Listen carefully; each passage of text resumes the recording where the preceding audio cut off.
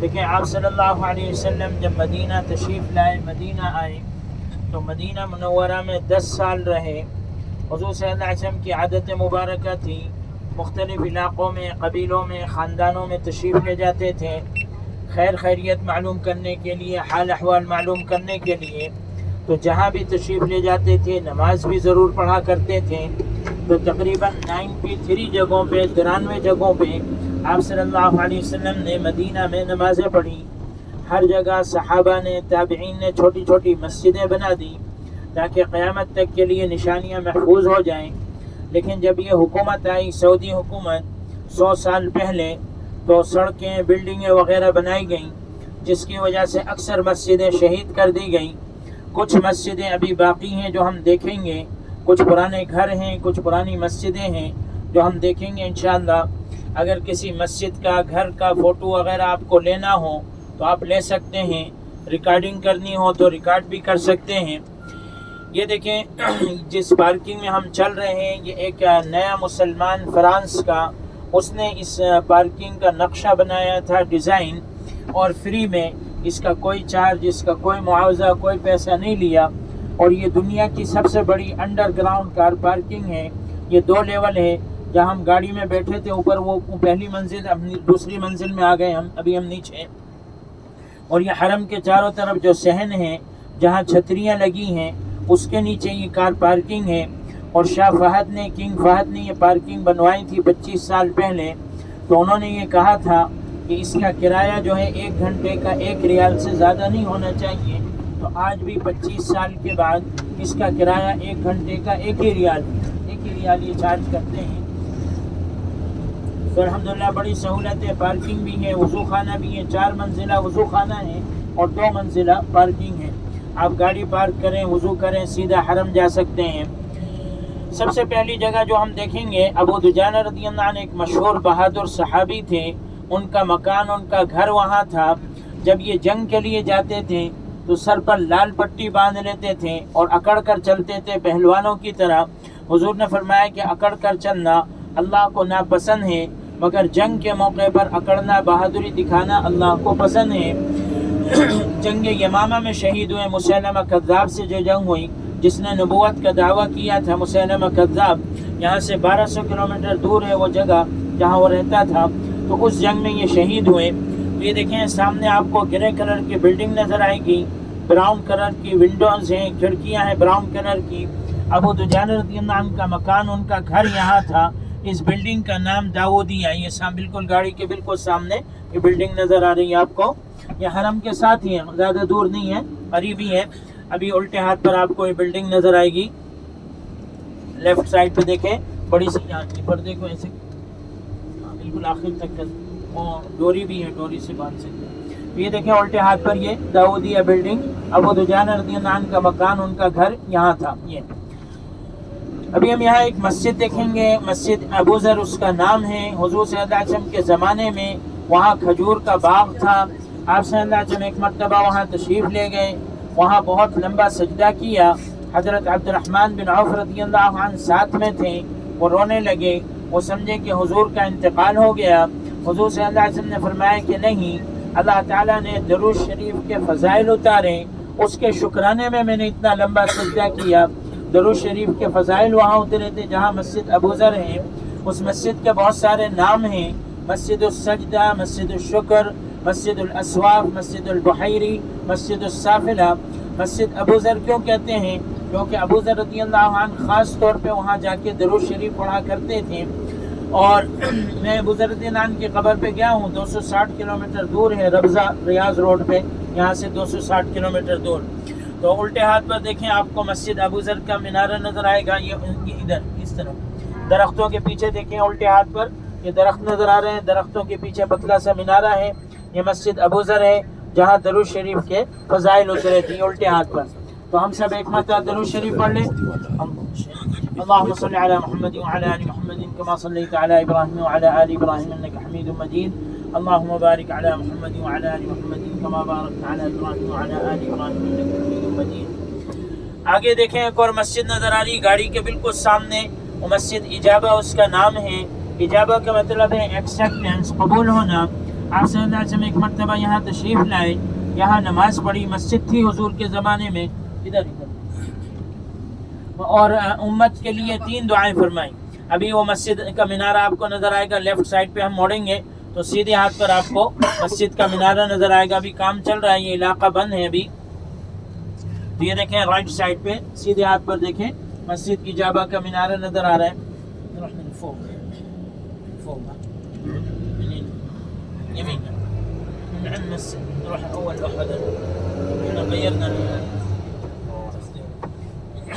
مسجد ابو ذر میں روح. تو اس مسجد میں آپ صلی اللہ علیہ وسلم نے 3 دعائیں فرمائیں. ایک دعا یہ فرمائی کہ اے اللہ میری امت پر کوئی ایسا ظالم کافر بادشاہ مسلط نہ فرما جو میری پوری امت کو ختم کر دے. اللہ تعالیٰ نے یہ دعا قبول فرمائی. دوسری دعا یہ فرمائی کہ میری امت پر کوئی ایسی بیماری پلیگ وغیرہ نہ آئے جس کی وجہ سے میری پوری امت ختم ہو جائے. اللہ تعالیٰ نے یہ دعا بھی قبول فرمائی. تیسری دعا یہاں یہ فرمائی مسجد اجابہ میں کہ میری امت میں آپس میں اختلاف نہ ہو, لڑائی جھگڑا نہ ہو. اس دعا کو اللہ تعالیٰ نے منع فرما دیا. تیسری دعا قبول نہیں ہوئی. لڑائی جھگڑا اختلاف تو ہوگا, آپ دیکھتے ہیں مسلمان آپس میں لڑ رہے ہیں. تو یہ دیکھیں سیدھے ہاتھ پر یہ مسجد ابو ذر ہے جہاں درود شریف کے فضائل اترے تھے ہمارے رائٹ سائڈ پہ. اور یہ مدینہ کا بس اڈا بھی یہاں ہے, بس اسٹینڈ سیپٹیکو جو بس ٹیکسیاں وغیرہ مکہ جدہ کے لیے یہیں سے گاڑیاں ملتی ہیں. یہ مسجد ابو ذر ہے جہاں درود شریف کے فضائل اترے تھے. تو میں بتا رہا تھا مسجد اجابہ کے بارے میں. سعد بن معاذ رضی اللہ عنہ کا مکان بھی وہیں تھا. ان کے انتقال پہ عرش اعظم ہل گیا تھا اور آپ صلی اللہ علیہ وسلم ان کے جنازے میں پنجوں کے بل, انگلیوں کے بل چل رہے تھے. صحابہ نے پوچھا کہ یا رسول اللہ آپ ایسے کیسے چل رہے ہیں؟ فرمایا 70,000 فرشتے آئے ہیں تو چلنے کی جگہ نہیں ہے. ان کے جنازے میں 70,000 فرشتے آئے تھے. سعد بن معاذ رضی اللہ عنہ کے جنازے میں ان کی قبر جنت البقیع میں ہے. جنت البقیع میں 10,000 سے زیادہ صحابہ کرام ہیں. 90,000 تابعین ہیں. سیکنڈ جنریشن صحابی تابعی تابعی, یہ 3 جنریشن ہے نا. اور 9 ازواج مطہرات ہیں, 9 بیویاں, 2 مکہ میں ہیں, 9 یہاں, 4 بیٹیاں, 1 بیٹے حضرت ابراہیم, 2 پھوپھیاں آپ صلی اللہ علیہ وسلم کی, سب جنت البقیع میں ہیں. فجر اور عصر کے بعد یہ کھلتا ہے زیارت کے لیے. جس قبر پر 1 پتھر ہے وہ مردوں کی قبریں ہیں, جس پہ 2 پتھر ہیں سر کی طرف اور پیر کی طرف عورتوں کی قبریں ہیں. یہ نشانی ہے. اور فجر عصر کے بعد آپ جا سکتے ہیں. اب ہم جا رہے ہیں احد کی طرف, وہاں اتریں گے انشاءاللہ, سلام پڑھ لیں گے, فاتحہ پڑھ لیں گے. احد کو احد کیوں کہتے ہیں؟ احد کا مطلب ہے ایک اکیلا سنگل. احد پہاڑ سنگل ہے, دوسرے پہاڑوں سے جڑا ہوا نہیں ہے, اس لیے اس کو احد کہا جاتا ہے. یہ جنت کا پہاڑ ہے, قیامت کے دن جنت میں داخل کیا جائے گا. حضور صلی اللہ علیہ وسلم نے فرمایا یہ پہاڑ ہم سے محبت کرتا ہے, ہم اس سے محبت کرتے ہیں. ایک مرتبہ حضور صلی اللہ علیہ وسلم حضرت ابو بکر, حضرت عمر, حضرت عثمان رضی اللہ عنہم احد پہاڑ پر بیٹھے تھے. پہاڑ خوشی کے مارے ہلنے لگا, جھومنے لگا. آپ صلی اللہ علیہ وسلم نے پہاڑ پر پیر مارا اور فرمایا اثبت احد فانما علیک نبی وصدیق وشہیدان. اے پہاڑ ٹھہر جا, تیرے اوپر 1 نبی, 1 صدیق اور 2 شہید بیٹھے ہیں. 2 شہید, حضرت عمر, حضرت عثمان شہید ہوئے. دیکھیں جنگ بدر ہوئی 2 ہجری میں. بدر یہاں سے 150 کلومیٹر دور ہے. آپ صلی اللہ علیہ وسلم مدینہ سے نکلے 12 رمضان المبارک کو, 16 رمضان کو بدر پہنچے اور 17 کو جمعے کے دن جنگ بدر ہوئی. جنگ بدر میں کافروں کا لشکر 1000 تھا, مسلمان 313. لیکن اللہ تعالیٰ نے 1000 فرشتے مسلمانوں کی مدد کے لیے اتارے. 70 کافر مارے گئے, 70 کافر قید ہوئے, 14 صحابہ شہید ہوئے, جس میں سے 13 صحابہ کی قبریں بدر میں ہیں. 1 صحابی کی قبر راستے میں ہے, عبید بن الحارث رضی اللہ عنہ, اور ان کی قبر میں آپ صلی اللہ علیہ وسلم خود اترے. 6 صحابہ کی قبروں میں آپ صلی اللہ علیہ وسلم خود اترے ہیں دفنانے کے لیے.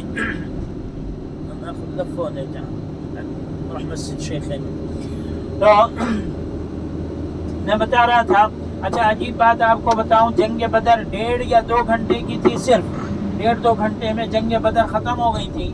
اصل میں مسلمان کامیاب ہوتا ہے ایمان اور اعمال کی وجہ سے.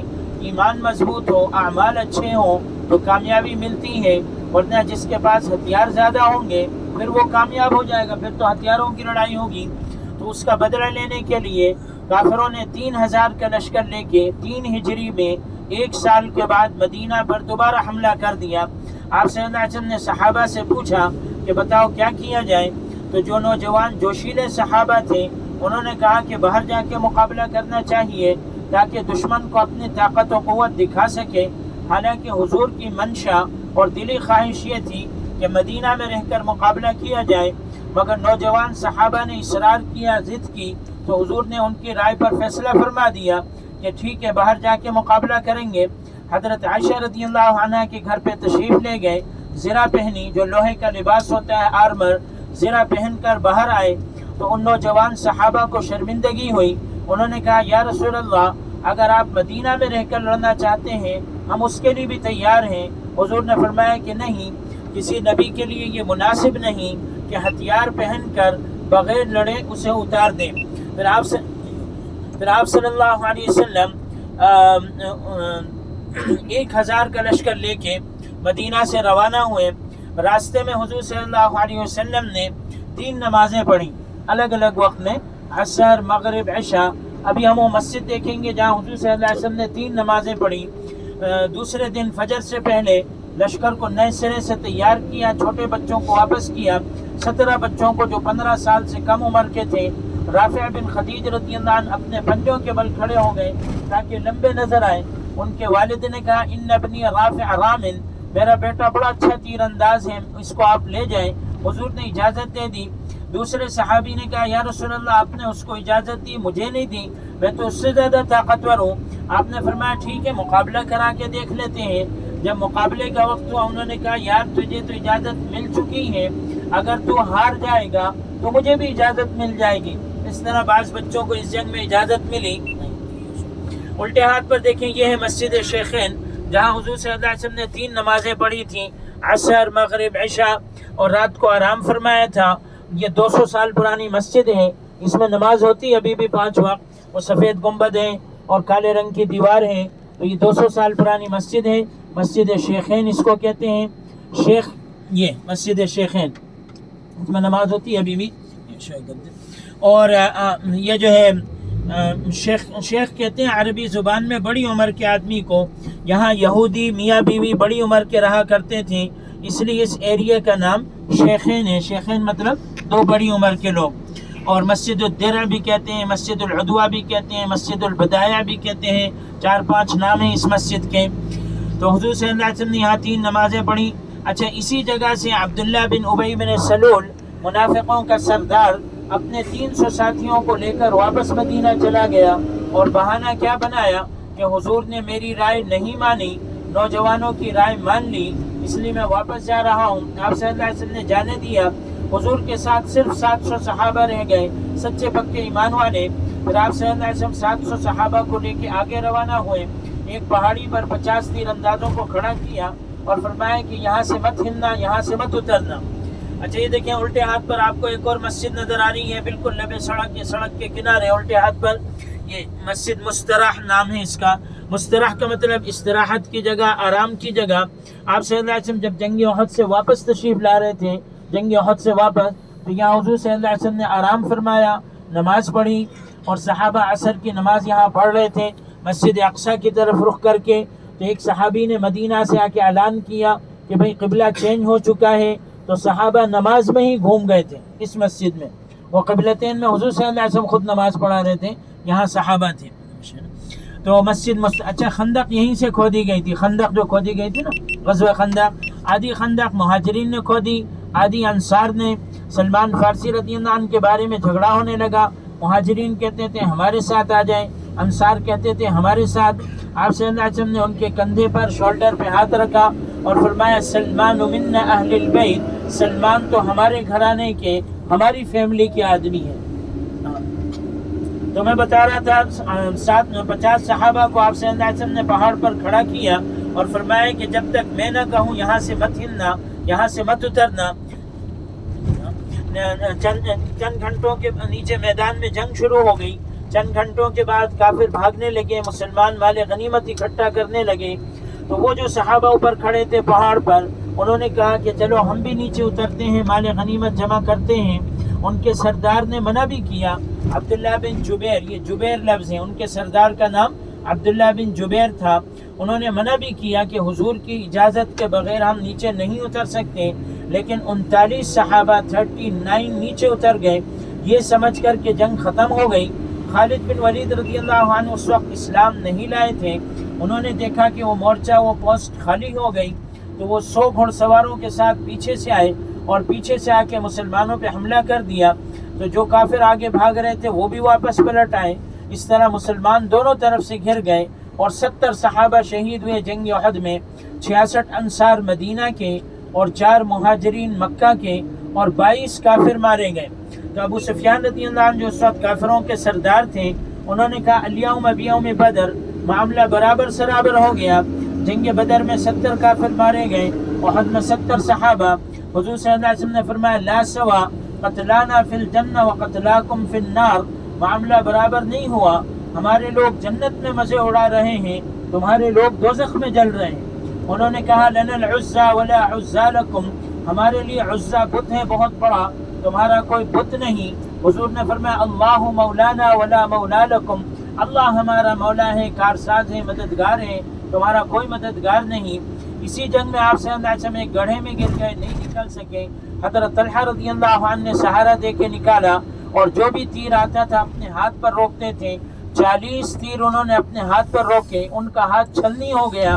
آپ صلی اللہ علیہ وسلم نے ان کے ہاتھوں کو بوسہ دیا، چوما اور فرمایا وجبت وجبت، طلحہ کے لیے جنت واجب ہو گئی، طلحہ کے لیے جنت واجب ہو گئی. اور فرمایا کہ جو زندہ شہید کو دیکھنا چاہے وہ طلحہ کو دیکھے. شہادت کا درجہ مرنے کے بعد ملتا ہے، طلحہ رضی اللہ عنہ کو شہادت کا درجہ زندگی میں مل گیا تھا. ابو دجانہ رضی اللہ عنہ حضور کی پشت سے پیچھے سے آ کے لپٹ گئے کہ جو بھی تیر آئے وہ میرے لگے، حضور کو کوئی تیر نہ لگے. قتادہ بن نعمان رضی اللہ عنہ حضور کے سامنے آ کے کھڑے ہو گئے، ایک تیر ان کی آنکھ میں لگا، آنکھ نکل آئی. حضور کے پاس گئے، حضور صلی اللہ علیہ وسلم نے فرمایا اللہ تعالیٰ جنت میں بدلہ دے گا. انہوں نے کہا یا رسول اللہ میں شادی شدہ آدمی ہوں، میری آنکھ نہیں ہوگی، میری شکل بگڑ جائے گی، بیوی کو برا لگے گا. اللہ کے ہاں کیا کمی ہے، وہ دنیا میں بھی دے سکتا ہے، آخرت میں بھی دے سکتا ہے.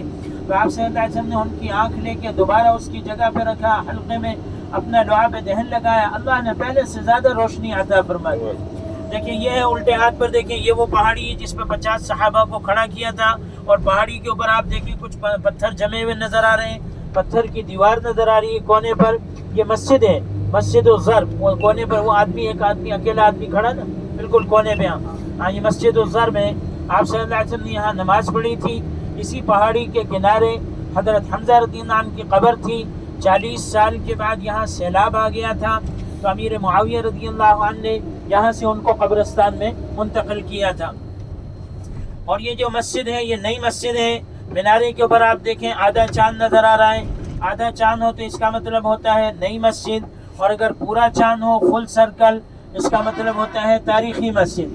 تو یہ نئی مسجد ابھی 5-6 سال پہلے بنی ہے. تو ہم یہاں اتریں گے انشاءاللہ، سلام پڑھ لیں گے. عبداللہ بن عمر رضی اللہ عنہ کی حدیث ہے کہ جو بھی شہیدوں پہ سلام پڑھتا ہے یہ قیامت تک اس کے لیے مغفرت کی دعا کرتے رہیں گے، کیونکہ شہید اپنی قبروں میں زندہ ہے. قرآن میں اللہ تعالیٰ نے فرمایا بل احیاء ولکن لا تشعرون. تو ساتھ میں جائیں گے، میں سلام بھی پڑھا دوں گا، میدان جنگ کا نقشہ بھی میں آپ کو دکھا دوں گا انشاءاللہ. اور یہ احد پہاڑ ہے، یہ سامنے یہ سارا احد ہے. 7.5 کلومیٹر لمبا، 3 کلومیٹر چوڑا، 300 میٹر اونچا، اور مسجد نبوی سے 4 کلومیٹر دور ہے. ایک روایت کے مطابق حضرت ہارون علیہ السلام کی قبر اسی پہاڑ پر ہے، جو موسیٰ علیہ السلام کے بڑے بھائی تھے. لیکن یہ کوئی بہت زیادہ اتھینٹک مستند بات نہیں ہے.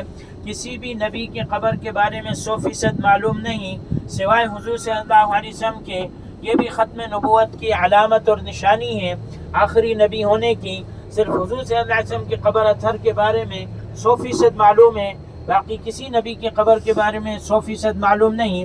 ہندوستان میں بھی نبیوں کی قبریں ہیں، جہاں سے گنگا دریا نکلتا ہے گنگوتری، وہاں نبیوں کی قبریں. جہاں بابری مسجد شہید ہوئی وہاں نبیوں کی قبریں ہیں. اور ہندوستان میں سب سے زیادہ نبیوں کی قبریں کہاں ہیں؟ گجرات میں، بھروچ میں. وہاں نرمدا دریا آ گیا ہے، تو سب سے زیادہ نبیوں کی قبریں گجرات میں ہیں. تو ہم یہاں اتریں گے انشاءاللہ، سلام پڑھ لیں گے اور ساتھ میں ہی چلیں، ساتھ میں ہی واپس آئیں گے. ابھی ہمیں اور بھی بہت ساری جگہوں پہ جانا ہے انشاءاللہ. تو ذرا وقت کا خیال رکھیں، ساتویں چلیں. آئیے اتر آگے اتر.